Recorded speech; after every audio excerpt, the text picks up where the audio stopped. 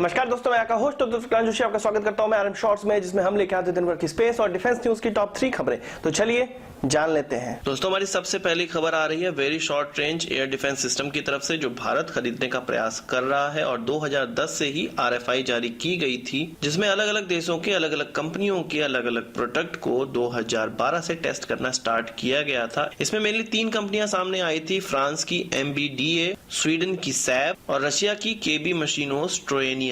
इन तीनों कंपनियों ने अपने अपने प्रोडक्ट सामने रखे थे। फ्रांस की MBDA ने मिस्ट्रल लॉन्चर को सामने रखा था और उसमें लगने वाली मिसाइल को सामने रखा था। सैब ने RBS 70NG को सामने रखा था और इसी प्रकार से रशिया की कंपनी ने इग्ला S को सामने रखा था। और मैं आपको बता दूं कि इंडिया अभी तक इग्ला सिस्टम का ही इस्तेमाल करता आ रहा है। यह एक सिंगल मैन पोर्टेबल लॉन्चर है जिसका इस्तेमाल एयर डिफेंस में किया जा सकता है, पर रशिया जो ये इग्ला S ऑफर कर रहा था वो थोड़ा एडवांस था। जैसे कि मैंने आपको बताया कि इग्ला का पहले से इस्तेमाल कर रहा है भारत, तो भारत को यह नहीं चाहिए था और इसका परफॉर्मेंस भी बहुत अच्छा नहीं था। भले ही ये एडवांस वर्जन था पर परफॉर्मेंस अच्छा नहीं था। इस कारण से रशिया की कंपनी ने अपना प्रोडक्ट ही चेंज कर दिया और उसने फिर 9K333 वाइब्रा सिस्टम को सामने रखा था। तो इस तरह से इन 3 कंपनियों के प्रोडक्ट की बार बार ट्रायल करने के कारण यह डील लेट होती चलेगी, क्योंकि भारत यह नहीं चाहता था कि कोई एक कंपनी से वो प्रोडक्ट खरीदे और वो नेगोशिएशन न कर पाए, क्योंकि यदि कोई एक ही कंपनी का प्रोडक्ट सेलेक्ट किया जाएगा तो उस प्रोक्योरमेंट को लगभग रद्द करना पड़ता है, क्योंकि प्राइस नेगोशिएशन वहां पर नहीं हो पाता है और इस प्रकार के किसी भी डील पे भारत सरकार आगे नहीं बढ़ती है। इसलिए उसने कंपनियों को अपने प्रोडक्ट चेंज करने की इजाजत दी थी और सभी कंपनियां अपना अपना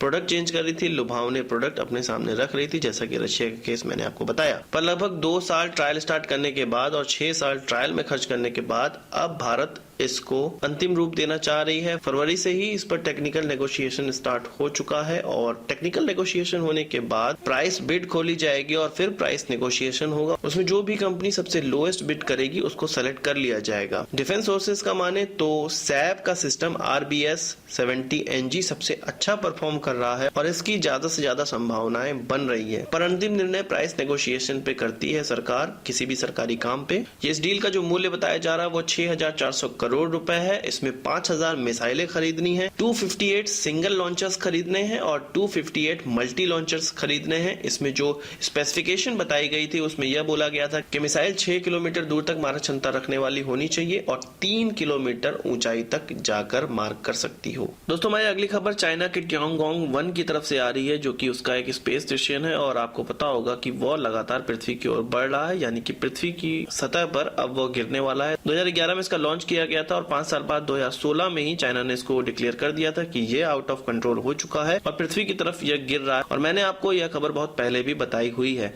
पर अब इसकी एग्जैक्ट डेट सामने आ गई है। 30 मार्च से 9 अप्रैल के बीच में यह पृथ्वी से टकरा सकता है और ये कयास लगाए जा रहे हैं कि 3 अप्रैल को यह पृथ्वी के एटमॉस्फेयर में एंटर कर जाएगा। इसके गिरने की कोई स्पेसिफिक जगह नहीं बताई गई है, फिर भी 43 डिग्री नॉर्थ और 43 डिग्री साउथ के बीच में यह कहीं भी गिर सकता है। अभी कोई भी स्पेस एजेंसी यह नहीं बता पाई है कि अर्थ एटमॉस्फेयर को क्रॉस करने के बाद इसका कितना पार्ट बच जाएगा जो कि पृथ्वी से टकरा सकेगा। पर चाइना ने इस स्पेस स्टेशन में किन किन मटेरियल का इस्तेमाल किया गया है इसका पूरा ब्यौरा दे दिया है, ताकि कोई भी टॉक्सिक चीज उसमें अगर हो किसी को समझ में आए तो वह उसका सामना करने को तैयार रहे। इसमें बहुत ज्यादा आशंका जताई जा रही है कि well protected titanium fuel tank हो सकता है जो कि टॉक्सिक हाइड्रोजन लिए हुए हो सकता है और यह यदि कोई जनसंख्या वाले क्षेत्र में गिरता है तो वहां पर लाइफ और प्रॉपर्टी को यह काफी नुकसान पहुंचा सकता है। जहां विश्व की सारी स्पेस एजेंसियां इससे डरी हुई हैं, तो वहीं उनके लिए एक अपॉर्चुनिटी भी है कि वह अपने नए ट्रैकिंग मॉडल, अपने रडार और अपने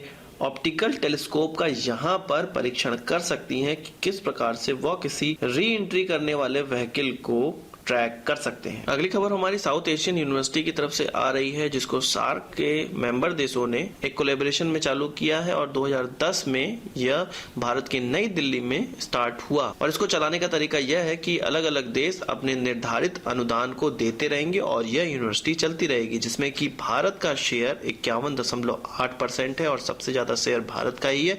इसमें पाकिस्तान का शेयर 11.83% है। तो सभी देश अपना अपना अनुदान समय पे देते आए हैं, पर पाकिस्तान ने अपना कभी भी अनुदान नहीं दिया और 2010 के बाद अब जाके उसने अपना पहला अनुदान दिया है जो कि $2.25 मिलियन का है। एक अधिकारी के मुताबिक उसका अभी तक का जो बकाया अनुदान था वो $7.8 मिलियन हो चुका था, जिसमें से 2.2 मिलियन का उन्होंने अब अनुदान दे दिया है। और इस अनुदान के साथ पाकिस्तान ने एक और कंसर्न जारी किया है कि 10% स्टूडेंट उनके देश से इस यूनिवर्सिटी में पढ़ने चाहिए, उनको इतना कोटा मिलना चाहिए। उनका यह भी कंसर्न था कि 6 स्टूडेंट उनके जो सिलेक्ट हुए थे इस यूनिवर्सिटी में पढ़ने के लिए, उनको भारत ने वीजा नहीं दिया था। तो उस पर भारत का कहना था कि वीजा किसी यूनिवर्सिटी को देखकर नहीं दिया जाता है, वो निर्धारित चीजों को पूरा करने के बाद ही किसी प्रकार का वीजा जारी कर सकते हैं। अभी इस यूनिवर्सिटी को 2010 से एक टेम्पोररी कैंपस मिला हुआ है जो कि अकबर भवन में है, पर इसका परमानेंट कैंपस साउथ दिल्ली में बनाया जाएगा जो इग्नो के सेंटर के पास में ही होगा। अभी इसमें लगभग 500 से 600 स्टूडेंट पढ़ रहे हैं, पर जब यह अपना कैंपस प्राप्त कर लेगा और पूरा